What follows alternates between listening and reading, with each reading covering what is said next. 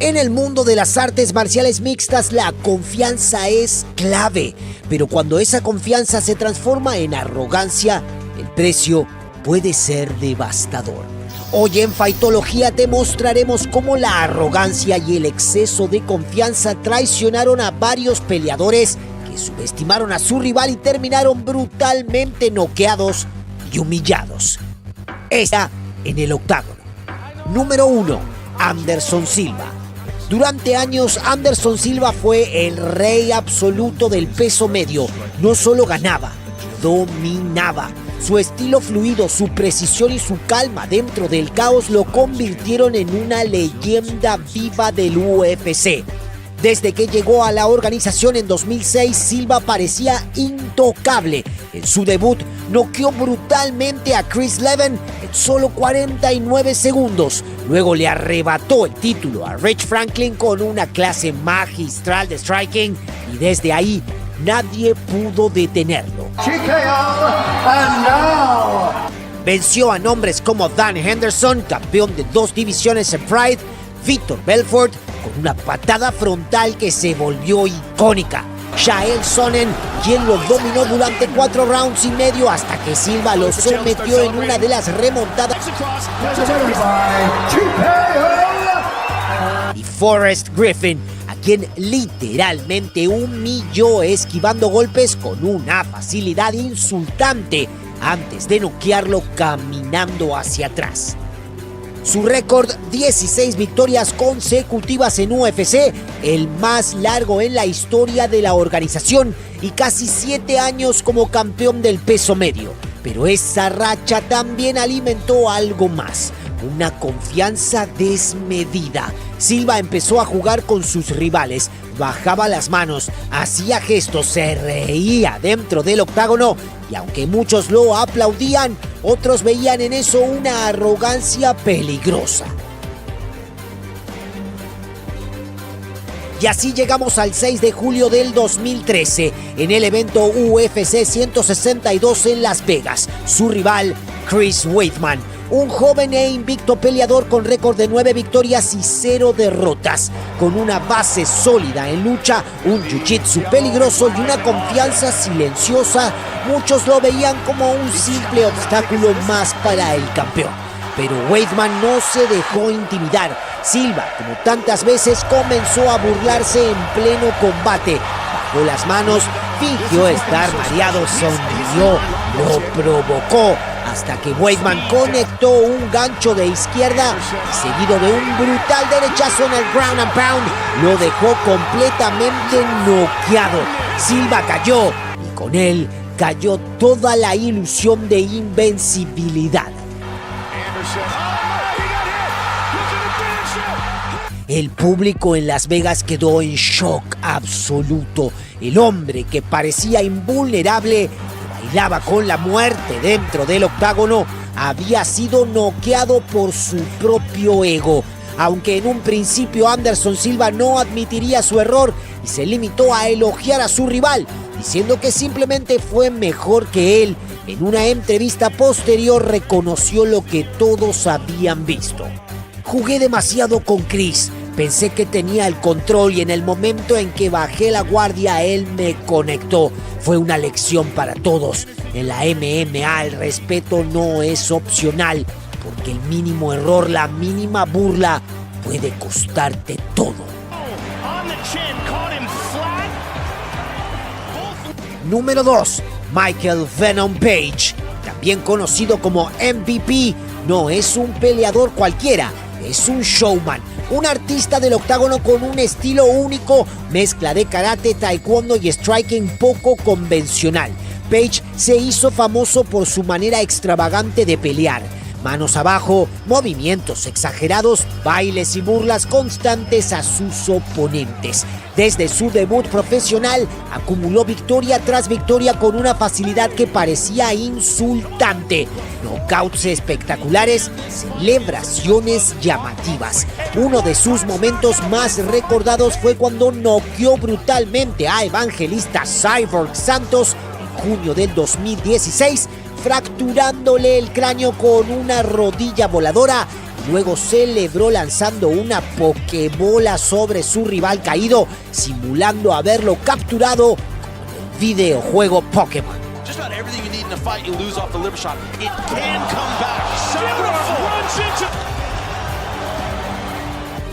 Muchos amaban su estilo, otros lo odiaban, pero todos coincidían en algo: todavía no se había probado contra la élite.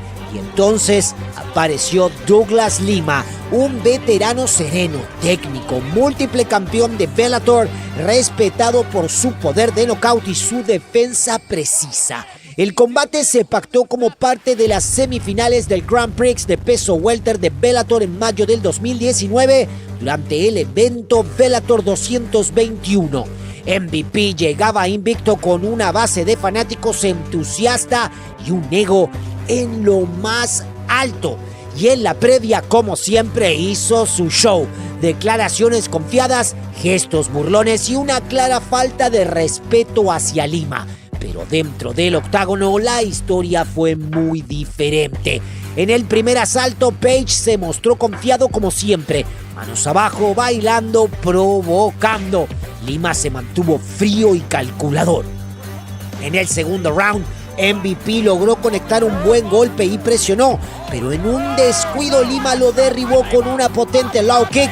Page cayó al suelo y al intentar levantarse quedó expuesto por un segundo que Lima no desperdició.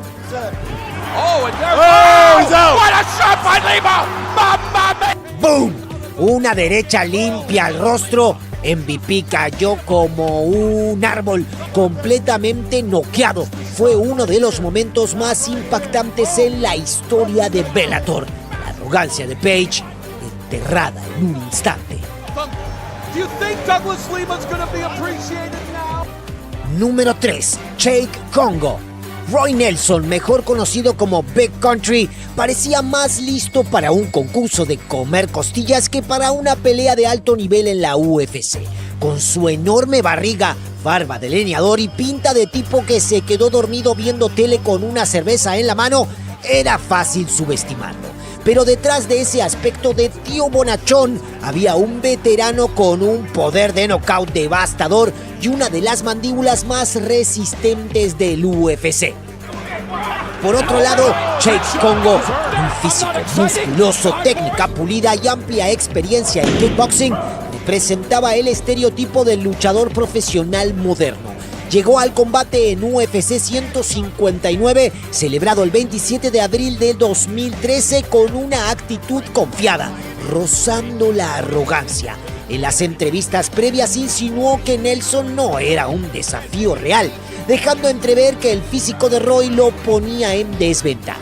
Una percepción que también compartían muchos analistas, quienes favorecían a Congo por su técnica, alcance y presencia física.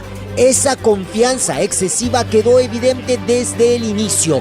Congo intentó imponer su striking lanzando combinaciones con la intención de intimidar y controlar la pelea. Sin embargo, Nelson, fiel a su estilo, mantuvo la calma y esperó el momento perfecto para atacar.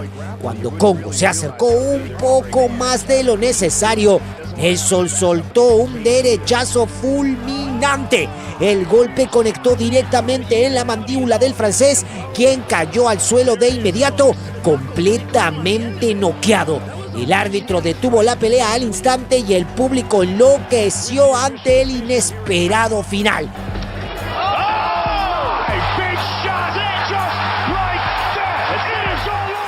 Ese knockout fue un recordatorio brutal de que las apariencias engañan y que la arrogancia puede ser el peor enemigo en el octágono. Mientras Congo se retiraba humillado, Roy Nelson celebraba con su clásica barba y sonrisa relajada, demostrando una vez más que el poder de un solo golpe puede destrozar cualquier expectativa o prejuicio.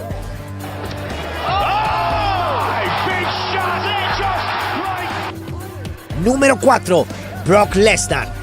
Brock Lesnar, una figura imponente en el mundo de las MMA, llegó a UFC 121 como el campeón de peso pesado y uno de los peleadores más intimidantes de la división. Con un físico de más, decíamos, de puro músculo y una actitud de superioridad, Lesnar era visto como un coloso prácticamente invencible, incluidas contra Randy Couture, quien fue campeón de 2 divisiones, y Frank Mir, a quien aplastó en la revancha de UFC 100. Consolidaron su reputación como un peleador dominante. Sin embargo, esa confianza desmedida sería su peor enemigo cuando se enfrentó a Caín Velázquez, un luchador técnico, disciplinado y con un cardio implacable, subestimado por muchos, incluido el propio Lesnar. Durante las conferencias previas al combate, Lesnar dejó en claro su arrogancia, ridiculizó el tamaño de Velázquez, sugiriendo que no tenía el físico ni la fuerza para competir con alguien de su calibre. Incluso bromeó con que Caín no lo intimidaba en lo más mínimo. Velázquez, por otro lado, se mantuvo sereno, evitó entrar en el juego verbal de su oponente y dejó que su preparación hablara por él. Y en el octágono, esa arrogancia de Lesnar quedó al descubierto desde el primer instante. El 23 de octubre del 2010, en el Honda Center de Anaheim, comenzó el combate.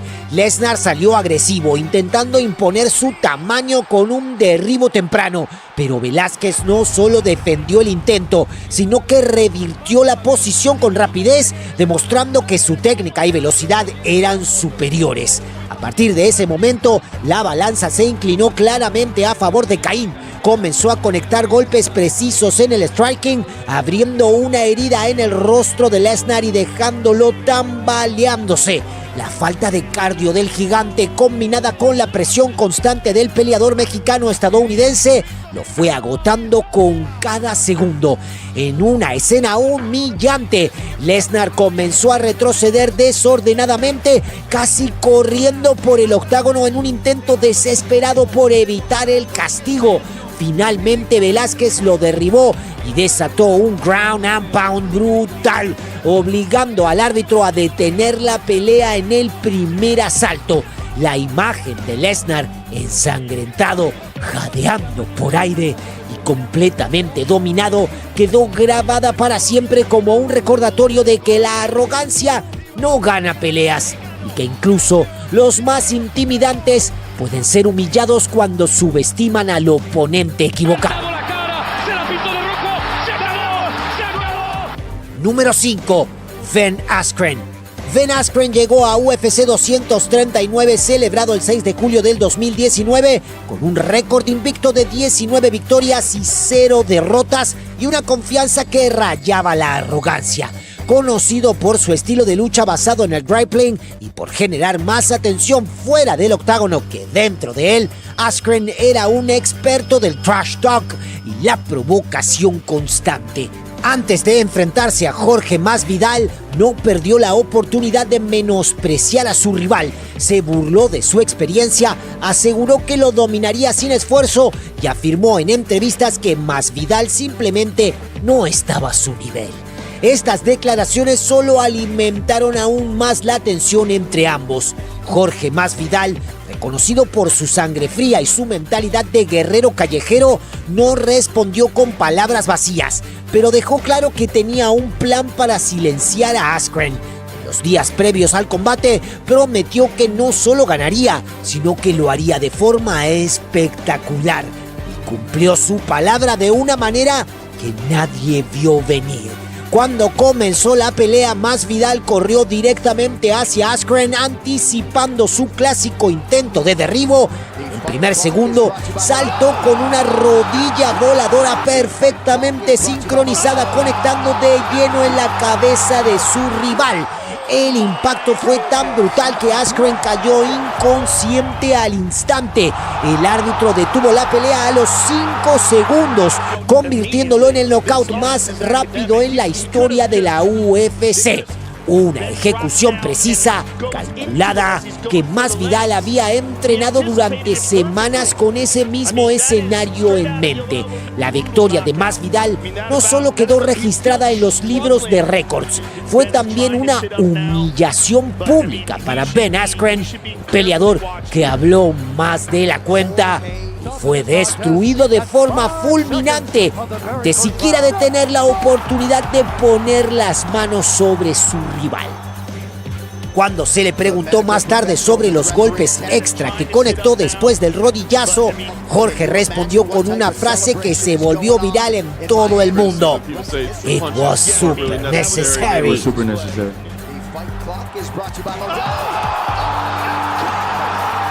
Sean Strickland, el bocón sin filtro, que pagó caro su arrogancia. Sean Strickland no es solo un peleador, es un provocador profesional, un tipo que no respeta a nadie, ni dentro ni fuera del octágono, y que convirtió su arrogancia en su marca personal. Hey, there's nothing wrong with that, man. If you like to fucking hurt people, you're in the right sport, man. Like, I would love nothing more than to kill somebody in the ring. Nothing more. To make me super happy. Sí, dijo eso, y no fue lo peor. I told you with Jack, as the rounds go on, you start seeing the black eye and the blood, and it's fucking fun. It gets my dick hard, you know? That's probably the only thing in life that I enjoy. It's a lot funner when they can't fight back, though. That's the problem. Jack could fight back. Strickland decía lo que quería, como si estuviera en una taberna del viejo oeste, no en la organización más grande de MMA del mundo. Y como si no fuera suficiente con hablar como villano, también comenzó a subestimar a peleadores con mucho más nivel técnico. Not even a good striker, bro. Like, what is prayer? Sí, es Alex Pereira, el mismo que venía con una leyenda detrás, el mismo que había noqueado a Adesanya 2 veces en kickboxing. Pero Strickland no escuchaba, no analizaba, solo hablaba. Y entonces llegó la pelea UFC 276, julio 2 del 2022, Las Vegas, Nevada. Strickland salió caminando como si tuviera el guión escrito: presionar, abrumar, dominar, pero en realidad estaba a segundos de quedar inmortalizado como un meme. Un solo golpe, Pereira no lo dejó ni respirar, ni ajustar, ni reaccionar.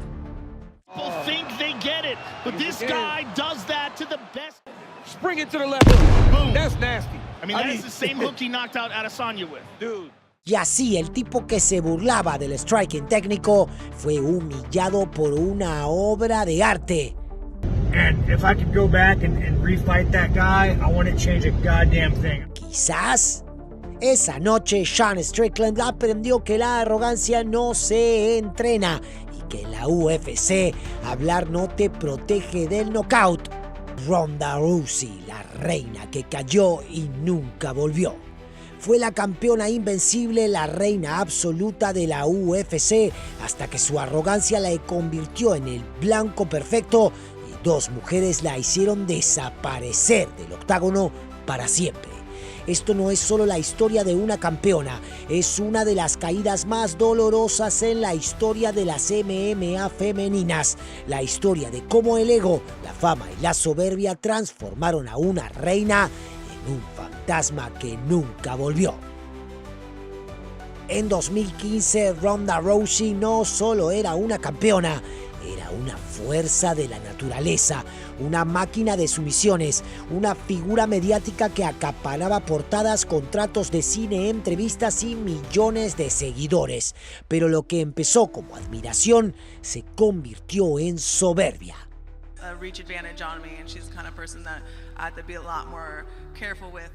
A cada conferencia de prensa, Ronda llegaba no como una atleta, sino como una estrella que miraba por encima del hombro a todas sus rivales.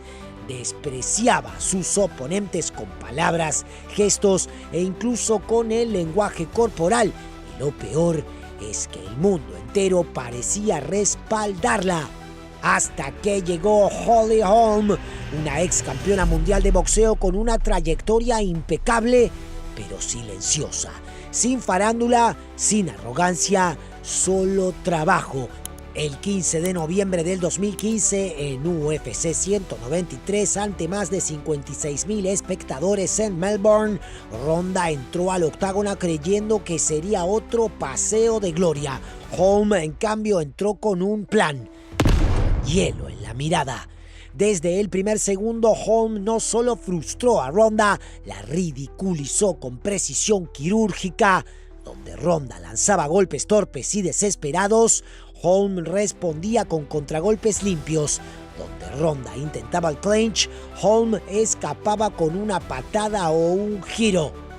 Fue una clase pública, una cirugía sin anestesia, y entonces, en el segundo asalto, pasó lo inevitable. Una patada a la cabeza, la misma cabeza que semanas antes dijo que podía vencer a Floyd Mayweather si él no tenía un arma. Ronda cayó no solo con el golpe, cayó con todo el peso de su ego, fue llevada directo al hospital, no dio conferencia de prensa, no dio entrevistas, y mientras Holly Holm levantaba las manos como nueva campeona, Ronda Rousey desapareció por meses, devastada física y emocionalmente. Ese día el mundo no solo vio caer a una campeona, vio cómo la arrogancia puede convertir la cima en un abismo. Ronda Rousey desapareció tras la humillación con Holm.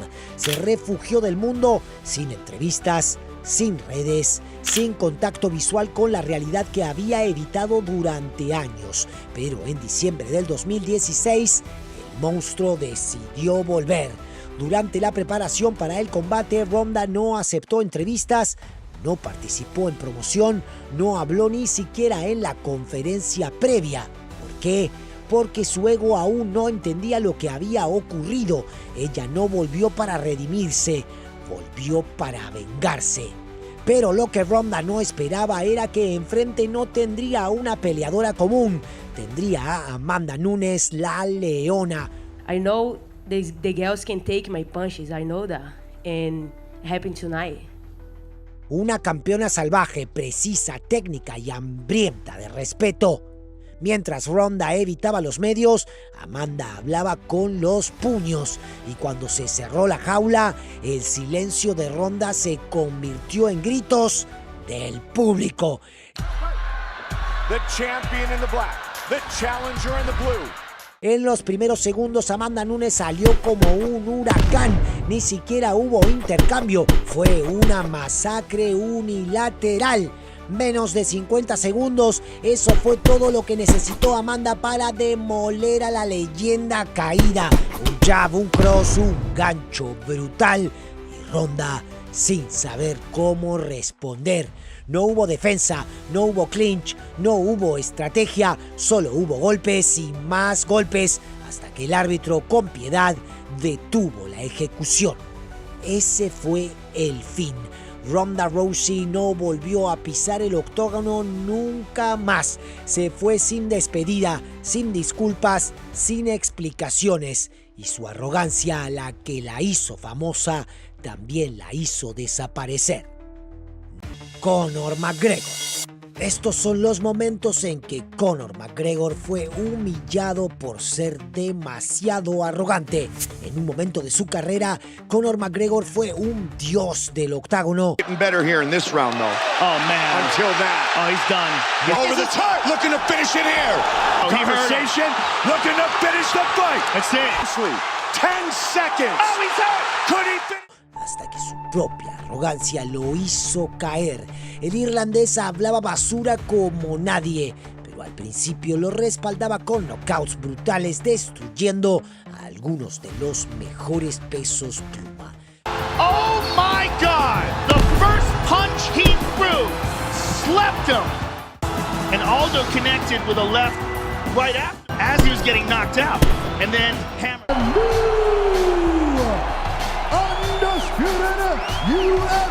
Pero luego comenzó a morder más de lo que podía masticar.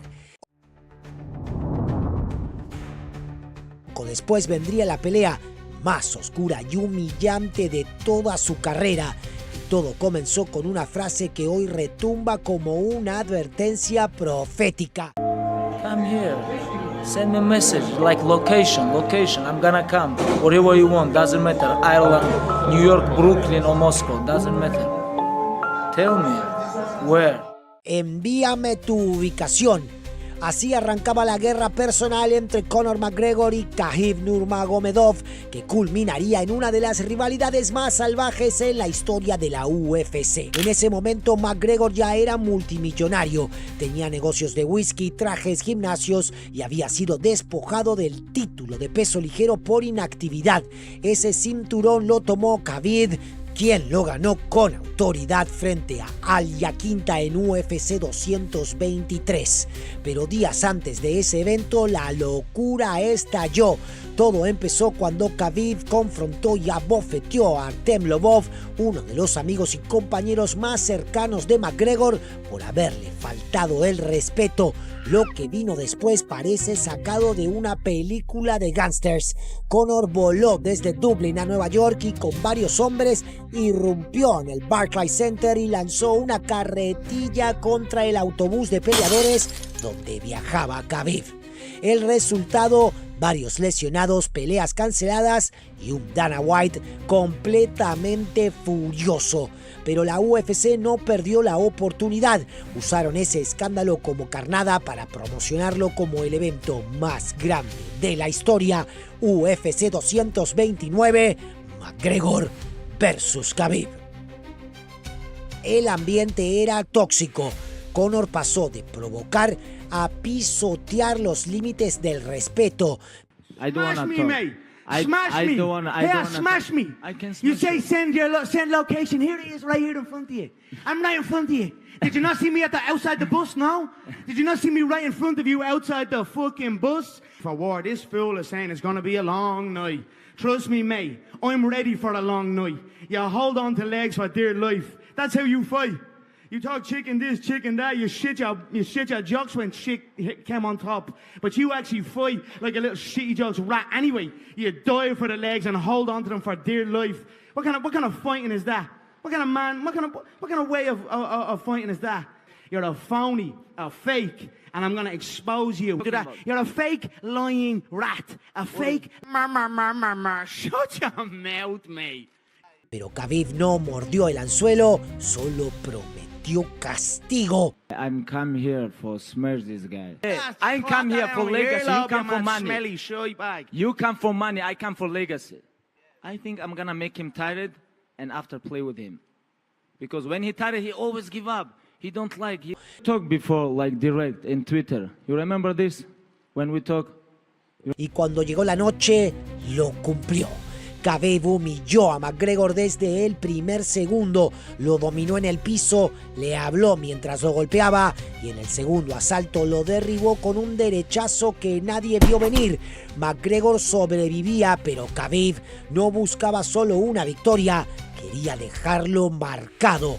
En el cuarto round le tomó la espalda y lo sometió con un mataleón. McGregor tapeó y la jaula explotó. En ese momento todo el mundo entendió lo que Khabib había dicho meses antes: envíame tu ubicación y resolveré esto donde importa. Pero la humillación no terminó ahí. En un estallido de furia, Khabib saltó la jaula para atacar a Dillon Danis, el entrenador de Jiu-Jitsu de McGregor. El equipo de Khabib también invadió el octágono y golpeó a Conor, convirtiendo la arena en un campo de batalla. McGregor no dio entrevistas, no fue a la conferencia de prensa, se retiró en silencio, deshecho. Khabib, sin embargo, alzó la voz y lo dejó claro frente al mundo. Esto no se trata de una pelea, se trataba de respeto. Él habló de mi religión, de mi padre, de mi país. Yo vine a defender el honor. He talk about my religion. He talk about my country. He talk about my father. Y lo hizo rendirse ante millones de personas, convirtiéndose en el villano que venció al villano. Después de esa noche, McGregor nunca volvió a ser el mismo. Pasaron 2 años antes de que regresara al octágono y cuando lo hizo ya no era The Notorious. Era un hombre más humilde, más reservado. La derrota ante Khabib no fue solo física, fue emocional, espiritual y completamente pública. Una humillación ante millones que marcó el inicio del fin de su era de invencibilidad.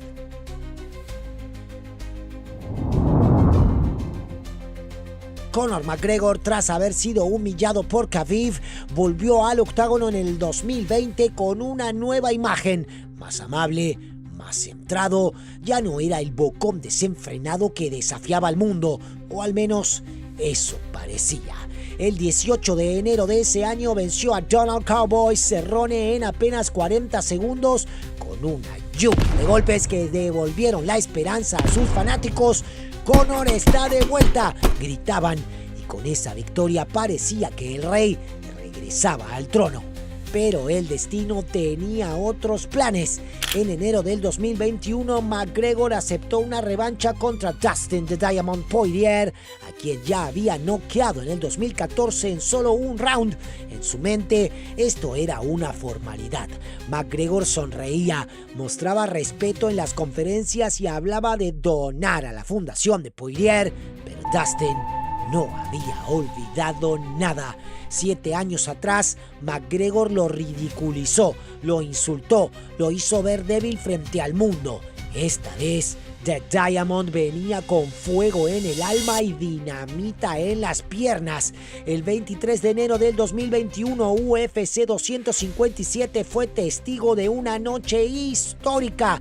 McGregor comenzó bien, su boxeo era limpio, preciso, dominó el primer asalto, pero Poirier tenía un plan. Pateó su pierna una y otra vez, un golpe sutil pero calculado. Cada patada era una inversión a futuro y funcionó. McGregor perdió movilidad, su postura se quebró, su defensa se desmoronó. En el segundo round, una ráfaga de golpes de Poirier estalló sobre McGregor como una tormenta y por primera vez en su carrera, McGregor cayó por nocaut en la UFC. El rey del caos había sido apagado. Knockout from Poirier! Dustin Poirier has it! Lafayette, Louisiana! Pero el ego de Conor no conocía el retiro. En julio del 2021, solo 6 meses después, McGregor pidió una trilogía. UFC 264 fue el escenario. Esta vez, McGregor volvió a su versión más venenosa. Insultos, gritos, amenazas de muerte, burlas a la esposa de Poirier. El viejo Notorious estaba de vuelta. Your wife is your husband. You're only a little of a thing, a silly little hillbilly. Joe Lee's wife, Joe Lee's wife, Joe Lee's wife. Pero el karma también lo estaba. En el primer round, Poirier lo llevó al suelo, lo castigó y lo desarmó. McGregor sobrevivió hasta que en los últimos segundos del round lanzó una patada, apoyó mal el pie y su tibia se partió en dos. McGregor cayó al suelo entre gritos de dolor con el rostro desencajado y la pelea fue detenida. Victoria para Poirier, derrota para McGregor y una imagen que nadie podrá olvidar. Conor sentado contra la jaula, fracturado, gritando insultos mientras Poirier celebraba tranquilo del otro lado.